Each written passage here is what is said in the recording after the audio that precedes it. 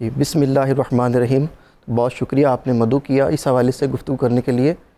دیکھیے اللہ تعالیٰ نے قرآن پاک میں ارشاد فرمایا رسول اللہ صلی اللہ علیہ وآلہ وسلم کے بارے میں انکا لعلی خلق عظیم، بے شک آپ خلق عظیم پر فائز ہیں، اخلاق عظیم پر آپ فائز تھے. تو آپ کے اخلاق میں سے ایک عمدہ جو خلق ہے وہ عفو درگزر بھی ہے.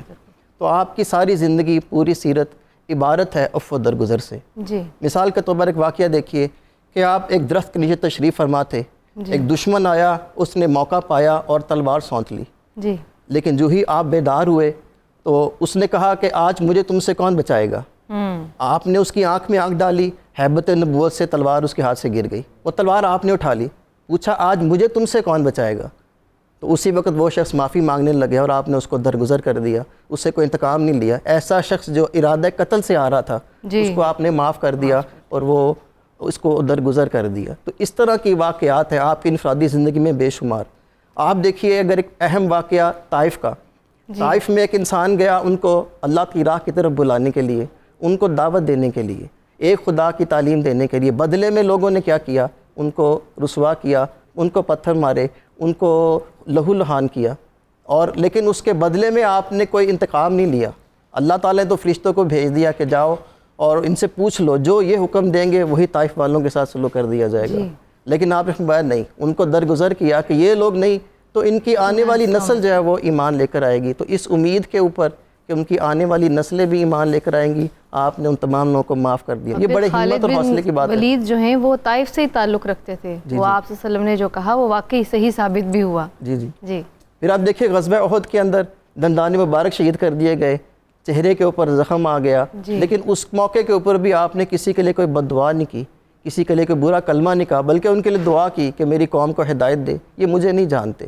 فتح مکہ تو بہت شاندار مثال ہے اس چیز کی کہ آپ نے ایک ایسا عالمگیر یعنی اصول اور فلسفہ لوگوں کو دیا کہ ایک فاتح ہے جو اتنا عرصہ جو اپنے ہی قوم کے ہاتھوں تکلیف اٹھا کر اپنے ہی شہر سے نکالا گیا اور پھر بعد میں فاتح بن کر اس قوم کی طرف، شہر کی طرف واپس لوٹا ہے. کسی سے کوئی بدلہ نہیں لیا، کسی سے کوئی انتقام لیا. اس میں وہ لوگ بھی ہیں جنہوں نے ان کے رشتہ داروں کا خون کیا ہے، اس میں وہ لوگ بھی ہیں جنہوں نے تکلیف ان کو پہنچائی ہے، اس میں وہ لوگ بھی ہیں جنہوں نے زد و کوب کیا ہے، لیکن کسی سے کوئی انتقام نہیں لیا. بلکہ تمام سرداروں سے فرمایا کہ آج تمہارے سے کوئی انتقام نہیں، لا تثریب علیکم اليوم، اور سب کو جو ہے درگزر کر دیا، معاف کر دیا. ابو سفیان کے گھر کو امن کی جگہ قرار دے دیا، جو حرم میں داخل ہوگا اس کو امن قرار دے دیا. تو یہ بڑی شاندار مثال ہے، ایک عالمگیر فلسفہ، ایک پرنسپل، ایک اصول بتا دیا ہے کہ فتح جو ہے اصل میں وہ سروں پر حکمرانی نہیں ہے، فتح جو ہے لوگوں کے دلوں پر حکمرانی ہے.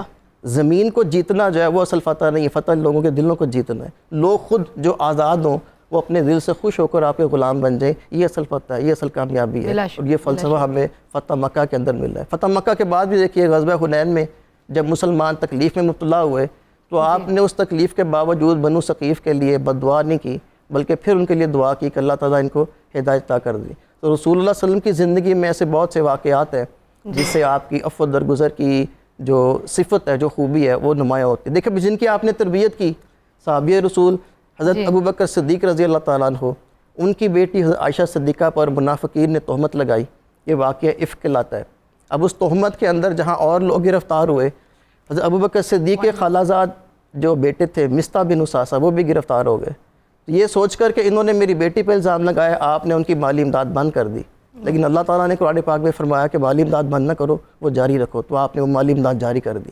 تو اتنی بڑی تہمت کے باوجود جو خود اپنی بیٹی کے اوپر ہو، انہوں نے اس سے کوئی بدلہ یا انتقام نہیں لیا، بلکہ ان کی مالی امداد جو ہے وہ دوبارہ شروع کر دی. دیکھیے امام زین العابدین کا ایک واقعہ ہے آخر میں، یہ امام زین العابدین وضو فرما رہے تھے تو ان کی باندھی پانی برتن لے کر یہ برتن چھوٹ گیا اور وہ آپ کو لگ گیا، زخمی ہو گیا.